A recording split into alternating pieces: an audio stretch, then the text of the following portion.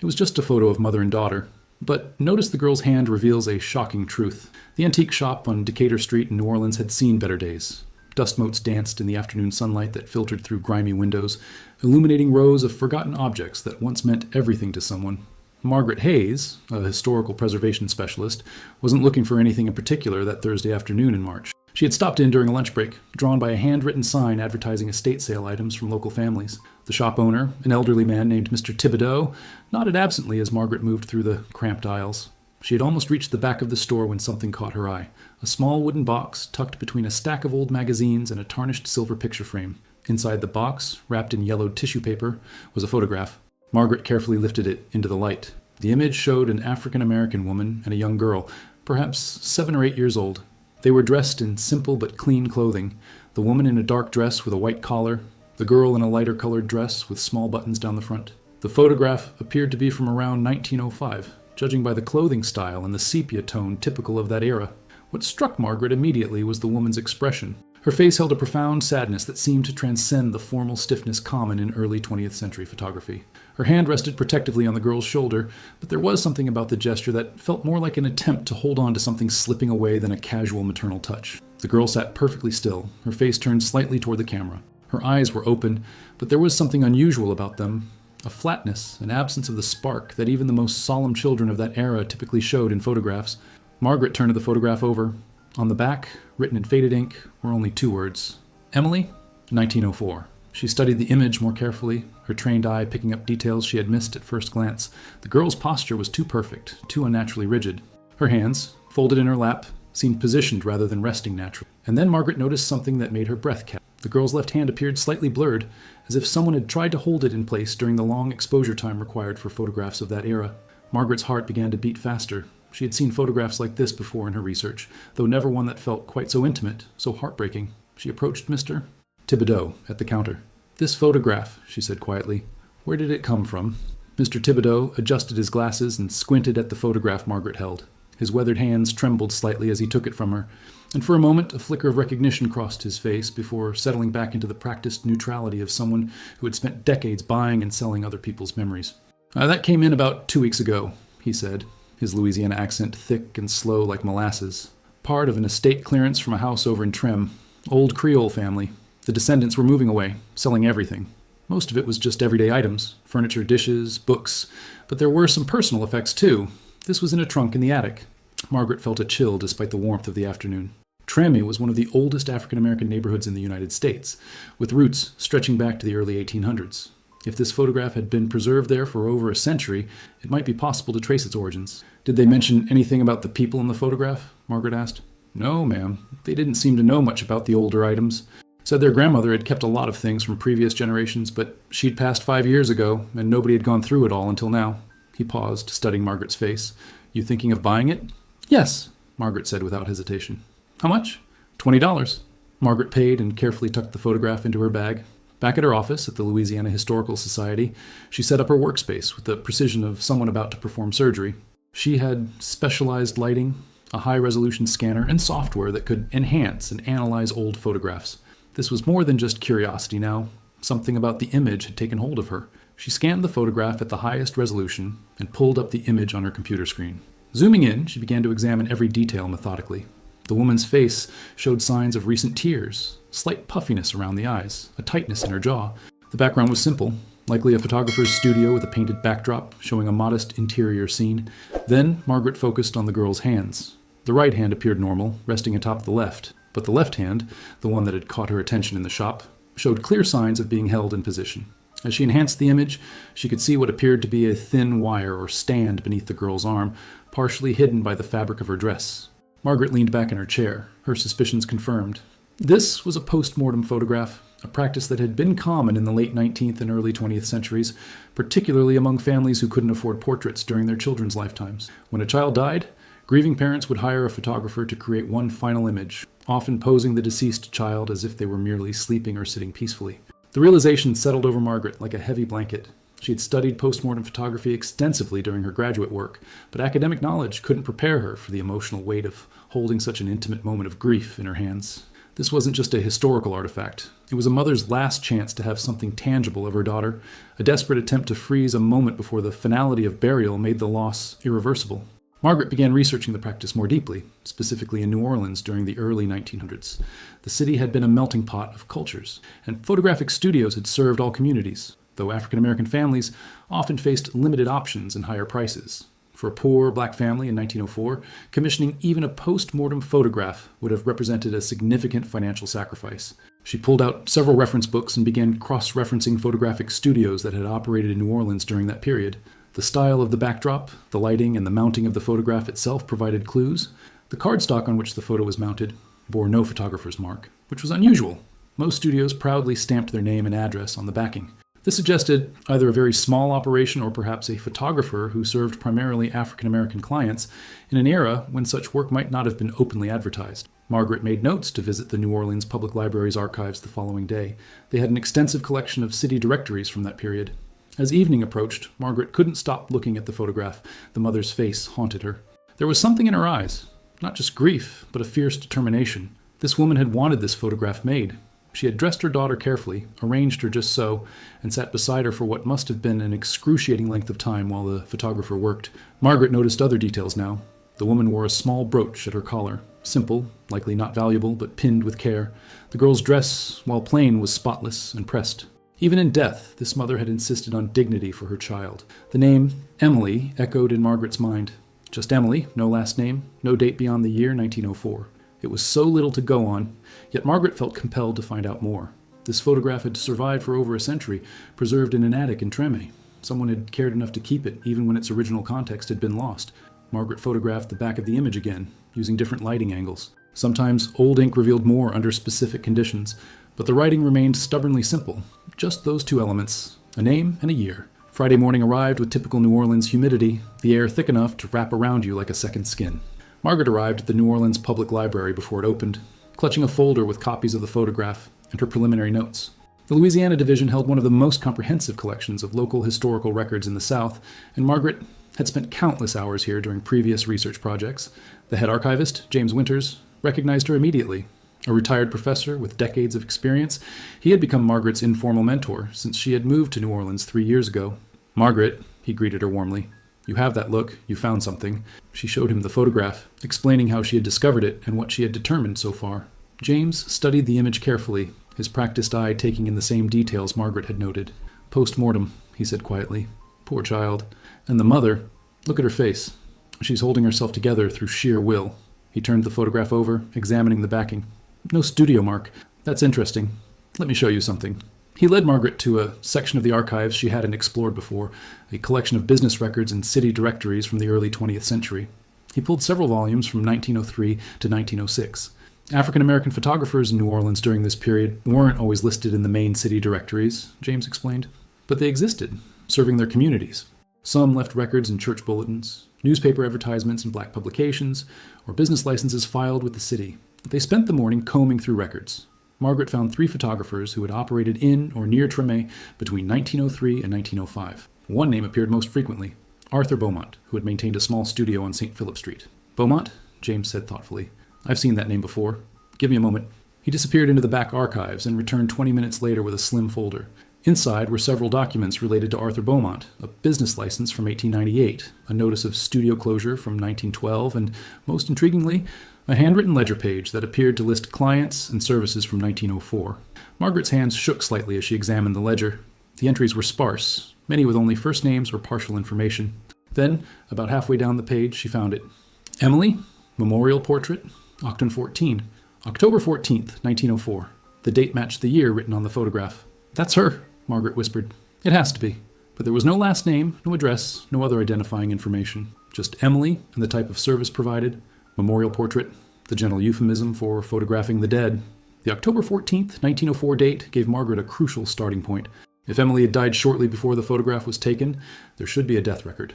New Orleans had maintained death certificates since the late 1800s, though records for African American residents were sometimes incomplete or filed separately. Margaret spent the afternoon at the Louisiana State Archives, working through death records from September through November 1904. The task was tedious and heartbreaking. So many children had died in that era, from tuberculosis, influenza, accidents, and diseases that were now preventable. Each entry represented a family's tragedy, but Margaret was looking for one specific loss. She found 3 girls named Emily who had died during that time frame. The first was Emily Rousseau, age 12, too old based on the photograph. The second was Emily Martin, age 3, too young. The third was simply listed as Emily, colored, age approx. 7 and 8 years. Died October 11th, 1904. Margaret's breath caught. October 11th, just 3 days before the photograph was taken. The age matched, but the record was frustratingly sparse. Cause of death was listed as fever, a catch-all term that could have meant anything from typhoid to scarlet fever. No parents' names were recorded, no address, no additional details. This was common in records involving poor African-American families of that era. Children who died were sometimes registered with minimal information, especially if the family lacked resources or formal documentation. It was a stark reminder of how many lives had passed through history, leaving barely a trace. But Margaret had learned that absence of official records didn't mean absence of history. She needed to look elsewhere, in church records and oral histories, in the memories preserved by the community itself. She reached out to several historical churches in Trem, asking if they had baptismal or burial records from 1904. St. Augustine Catholic Church, one of the oldest African-American Catholic churches in the nation, responded first. Their records were extensive, meticulously maintained by generations of priests who understood they were preserving not just religious sacraments, but the proof of their parishioners' very existence. The church archivist, Sister Marie, invited Margaret to visit the following Monday. "We have records going back to the 1840s, she said over the phone. "If this child was part of our parish, she'll be in our books." Margaret spent the weekend unable to think of much else. She had enlarged the photograph and pinned it to her office wall, studying it during breaks in her other work. The mother's face had become familiar now, as had Emily's peaceful expression, the expression of eternal sleep. Saint. Augustine Catholic Church stood on St. Claude Avenue, a testament to faith and resilience. Its walls had witnessed marriages and baptisms, funerals and festivals, through slavery, Reconstruction, Jim Crow, and into the modern era.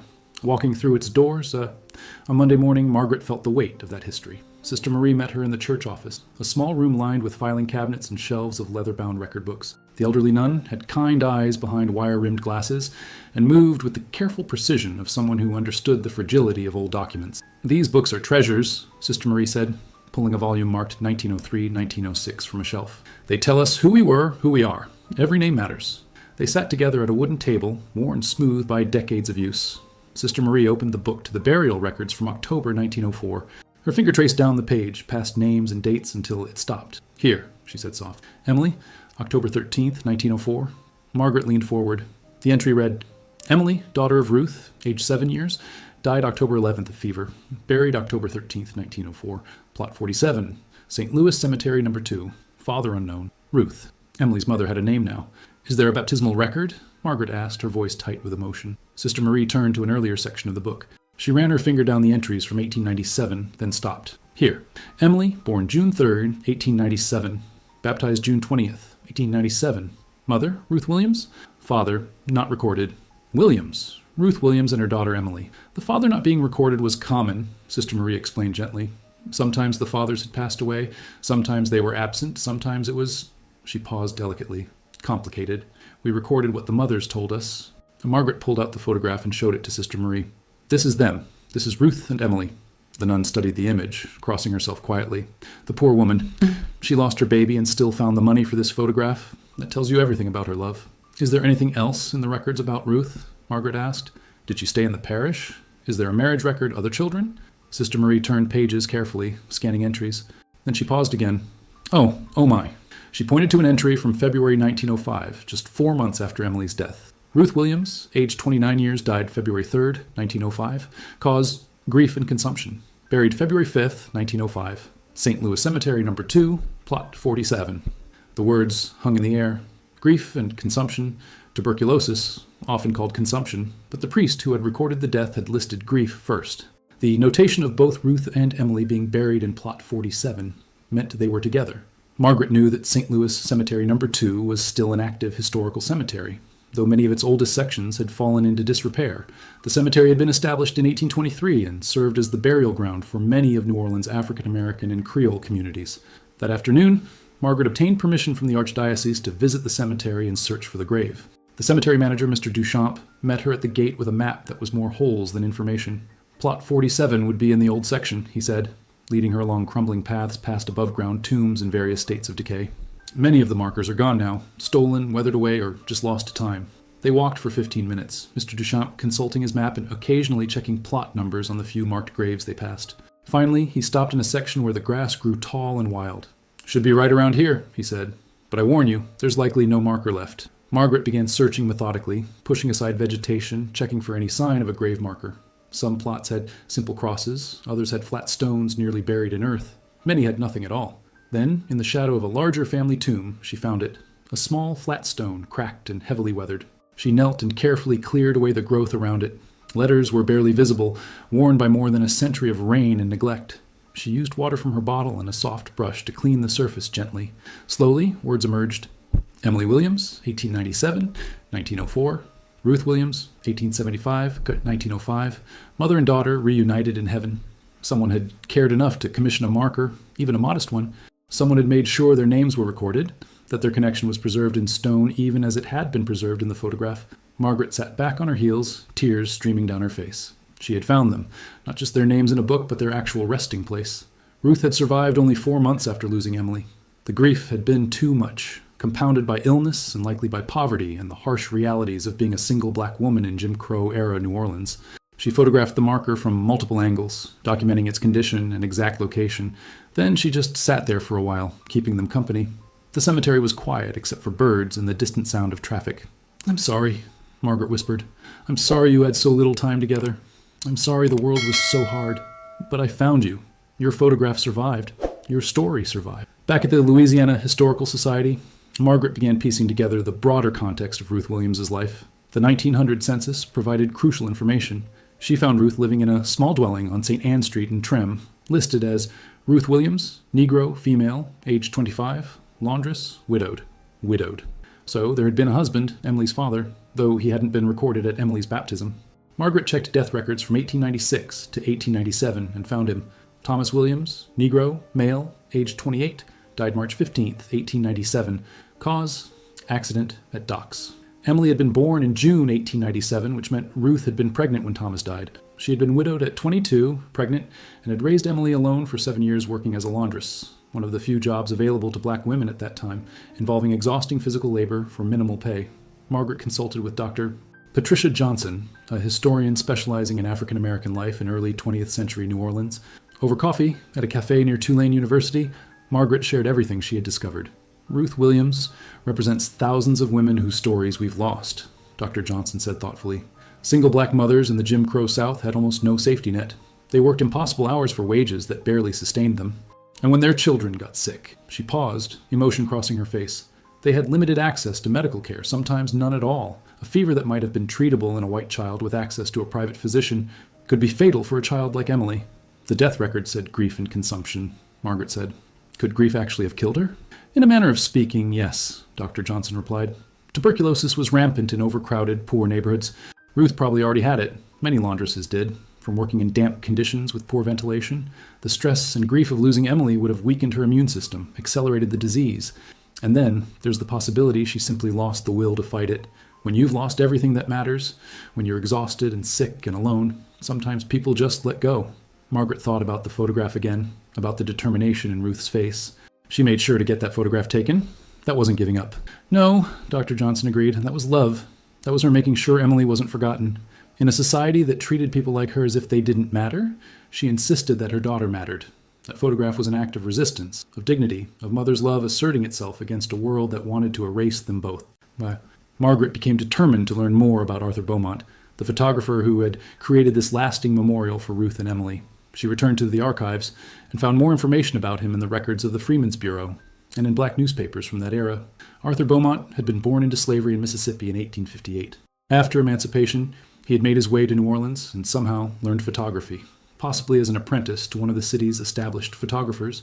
By 1898, he had opened his own studio, small but significant, serving the African American community of Trem.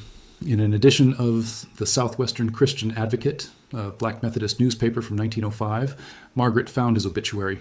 He had died in December 1912 at age 54. The obituary described him as a man of compassion who understood that every life deserved to be remembered, regardless of circumstance or ability to pay. That phrase, regardless of ability to pay, caught Margaret's attention. She went back to Beaumont's ledger page that James had found. Next to Emily's entry, in the margin, was a small notation. No charge. Beaumont had photographed Emily for free. Margaret could picture the scene now with heartbreaking clarity. Ruth, grief-stricken and desperate, somehow learning of Beaumont's studio, perhaps from someone at church, making her way there with Emily's body, or perhaps Beaumont had come to her, bringing his equipment to wherever Ruth was staying.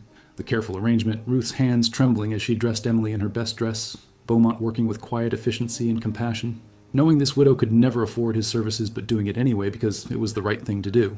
And Ruth, sitting beside her daughter's body for the long minutes required for the exposure, holding herself together through sheer force of will, making sure this one image would exist, proof that Emily had lived, had been loved, had mattered. Margaret found herself crying again at her desk. These weren't sad tears exactly, or not only sad, they were tears of recognition, of the human spirit asserting itself against overwhelming odds. Ruth and Arthur Beaumont had created something that had survived 120 years. Not just an image, but a testament to love, dignity, and the insistence that every life has value. The photograph was no longer just a historical artifact to Margaret. It was a sacred object, a piece of someone's heart preserved in silver and paper. Margaret spent 3 months working on Ruth and Emily's story. She wrote a comprehensive article for the Louisiana Historical Quarterly, documenting everything she had discovered. She also created an exhibit at the Louisiana Historical Society titled Seen and Remembered Memorial Photography in African American New Orleans. The photograph of Ruth and Emily was the centerpiece, displayed with proper conservation techniques in a climate-controlled case. Beside it, Margaret placed copies of the records she had found, the death certificates, the church records, the census information, the cemetery plot. She also included historical context about post-mortem photography, about the lives of black laundresses in Jim Crow New Orleans, and about Arthur Beaumont's compassionate work. But Margaret wanted to do more. She contacted a cemetery restoration organization and arranged for Ruth and Emily's grave to be cleaned and properly maintained. A new marker was added alongside the old one, preserving the original stone while ensuring the names would remain legible for future generations. On a bright Saturday morning in June, Emily's birthday month, a small dedication ceremony was held at the cemetery. Sister Marie from St. Augustine Church offered a blessing. Dr. Patricia Johnson spoke about the historical significance of Ruth and Emily's story. And Margaret read from letters that had come in response to the exhibit, from descendants of Arthur Beaumont, from historians, and from ordinary people who had been moved by the photograph. One letter came from an elderly woman named Grace, who lived in Houston but had grown up in Trame. She wrote, "My grandmother used to talk about a Ruth who lived on their street when she was a little girl. She remembered when Ruth died, how the whole neighborhood mourned her because she had been so kind to everyone despite having so little. My grandmother said Ruth used to sit on her step sometimes, holding a photograph and crying. Now I know what photograph she was holding." After the ceremony, Margaret stood alone at the grave for a few minutes. She had brought fresh flowers, lilies and roses, white and yellow, the colors of hope and remembrance. "Your story is known now," Margaret said quietly. "People see you. They understand what you endured, what you survived, how much you loved. Emily isn't forgotten. You aren't forgotten. That photograph you fought to have made, it did exactly what you hoped. It kept her alive. It kept both of you alive." A breeze moved through the cemetery, rustling the trees. Margaret liked to think it was acknowledgement, acceptance. She had done what she could. She had taken a photograph found in a dusty antique shop and restored it to its full context and meaning. The exhibit ran for 6 months and was one of the most visited in the Historical Society's recent history. People stood in front of Ruth and Emily's photograph for long minutes, many with tears in their eyes. They saw not just death, but love. Not just loss, but dignity. Not just history, but humanity. Margaret kept a copy of the photograph in her office. Sometimes, when she was overwhelmed by the scope of historical loss, by the countless stories that would never be recovered, she would look at it and remember. Every person matters. Every life deserves to be seen and remembered. And sometimes, if you look closely enough, if you care enough, you can bridge the gap between past and present and give voice to those who were silenced. Ruth Williams and her daughter Emily were no longer just names in forgotten records or anonymous faces in an old photograph. They were known. They were remembered. They were loved, not just by each other in their brief time together, but by everyone who now encountered their story and was changed by it. In the hand that revealed the shocking truth, held carefully in place for a photograph that would outlast both their lives, there was a message that transcended death itself.